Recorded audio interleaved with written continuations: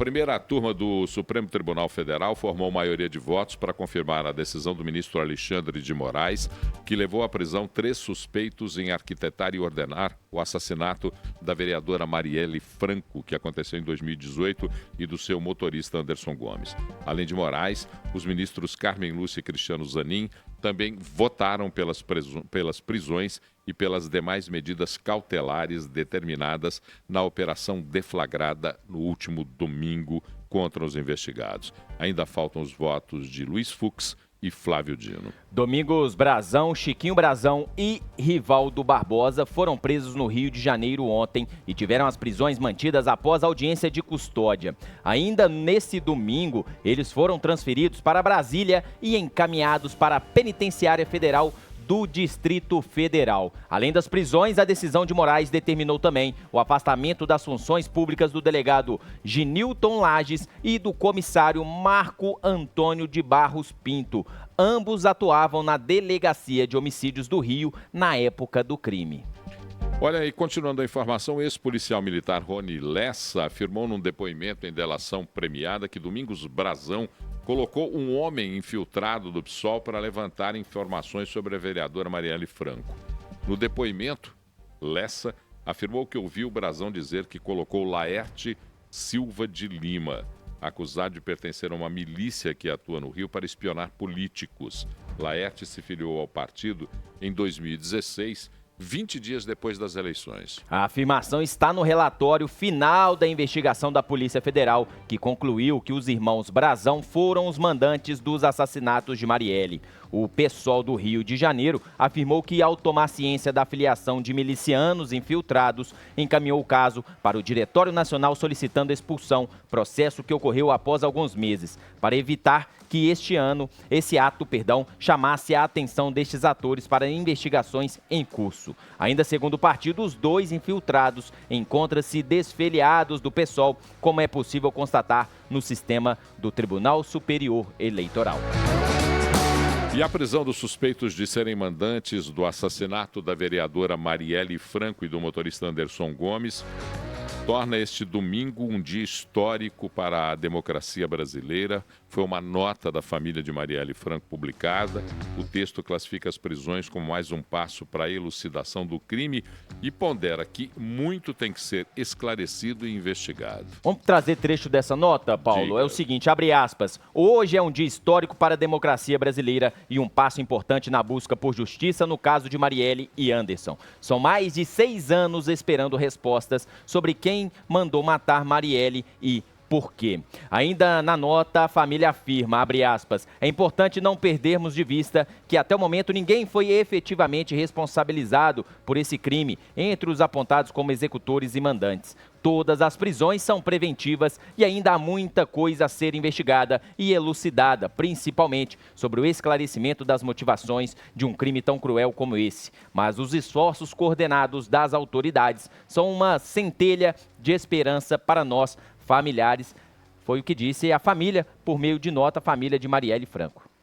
João, a gente tem que lembrar o seguinte, eu estou muito assustado porque desde o início da divulgação desse assassinato de Marielle e de Anderson Gomes, houve uma politização, 2 lados que se rivalizavam para criar narrativas diferentes sobre um brutal crime cometido no centro do Rio de Janeiro, numa das ruas mais movimentadas da cidade.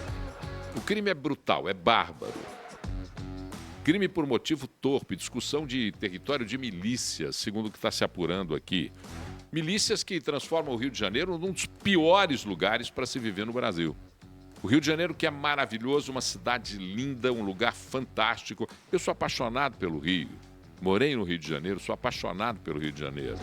Tenho um carinho enorme pelo Rio de Janeiro. E o que a gente vê?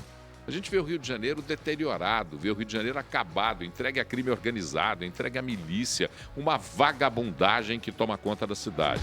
E a gente precisa evitar, nós que estamos aqui em Belo Horizonte, em outras cidades, nós precisamos evitar que essa seja a realidade das outras cidades brasileiras.